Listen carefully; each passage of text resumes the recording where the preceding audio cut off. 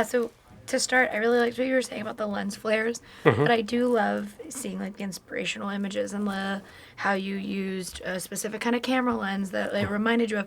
But it also like the coloring and everything reminded me of like Blade Runner and Blade Runner 2049 and how vibrant everything is. So did you have any real movie inspiration for like color and how you wanted the lens flares to look that you guys included? So yeah, it's always really interesting when you're working on something so stylized, because when you work in a style, it's always a balance. You have to balance stylization through to kind of like reality almost. So when we were working with lens flares, we found these kind of great lenses that were used on old Godzilla movies and Ultraman, and had this cultural heritage through kind of Japanese filmmaking. And we found some like images of those, and they looked amazing, beautiful, textural, kind of like really nice anamorphic lens flares. I love them. Fell in love instantly. I love a lens flare. And then on the other side, I have like one of the first films that I remember watching, yeah, that really introduced me to Japanese anime was Akira. And in the bike chase, you have these beautiful hand drawn kind of circular rings that kind of like fire out, and really impactful, very stylized, very impactful. What we knew we wanted was like almost a combination of the both, and we wanted to bring them together in a way that felt natural. So you could have texture, and we could have like the kind of the elements of an anamorphic lens flare, but we also had elements of the stylized lens flare as well. And bringing them together and playing with that really allowed us to kind of like create our own kind of aesthetic for Ultraman Rising, which was unique to this show. And so yeah, that was one of the joys of bringing the first scenes to life and really getting to play with the lighting. Oh yeah, now I have to make a joke. How does it feel taking J.J. Abrams' title away from him?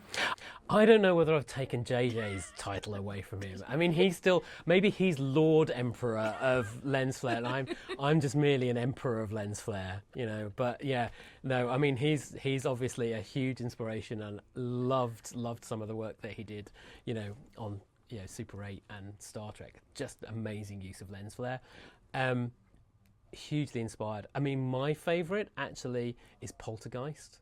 Go and watch Poltergeist. That has like some of the best lens flares in the business. Absolute beautiful, beautiful work. But yeah, it's all about kind of like taking inspiration. And when you're working on a show stylized like Ultraman Rising, you're taking inspiration, but you're kind of subverting it, and you're kind of really working out how you can give it this twist. So how it fits together with other elements, and how that style's going to all work kind of like together.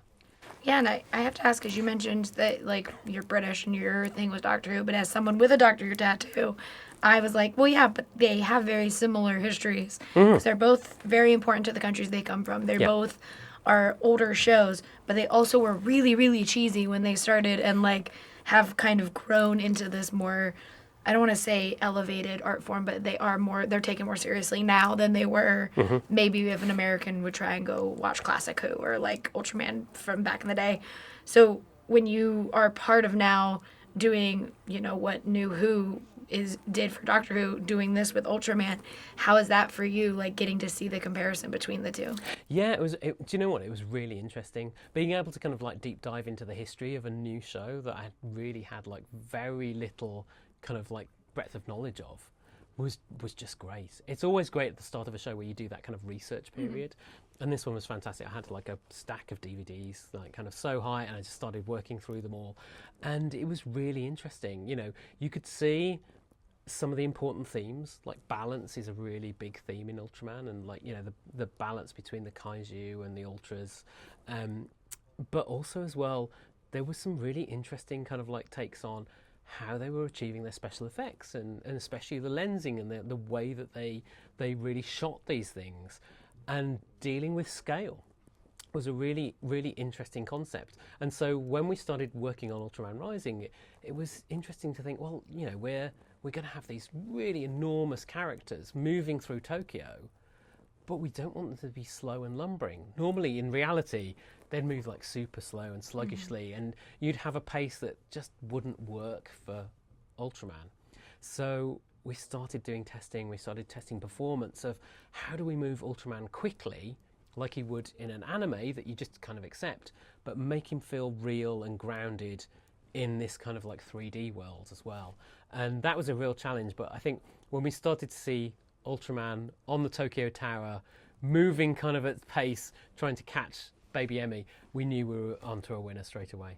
Well, and I noticed something today when I was watching the footage. Not necessarily when I watched the movie, but when I saw the footage, I never knew that Japan drives on the left side of the road. Mm-hmm. And so seeing that, I was like, well, that, how for you as someone who works in VFX, when you are doing something that is, you know, like an American road, like if it was on the right side, how does that work in your brain?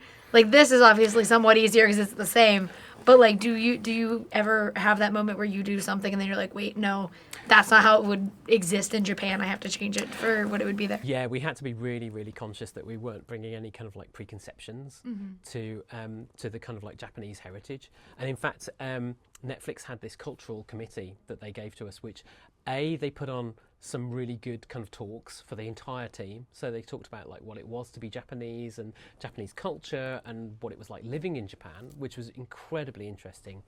But then we also passed everything through them. So we knew that everything was kind of authentic, and there's real nuances, like certain types of road markings are in roads in Meguro that aren't in Daikinyama. And so we were able to kind of like get really, really specific on the details. But then really small things. So like the way that you pick up a pair of chopsticks, we made sure that when we were dealing with scenes that had like really small nuances of Japanese culture, we were trying our best to use Japanese animators.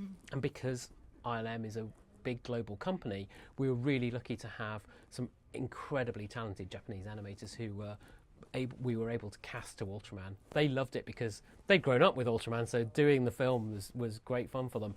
But also as well, it was great for us because they could bring a natural kind of like cultural aesthetic to the performance that otherwise would have been quite tricky to get like really, really close to perfection.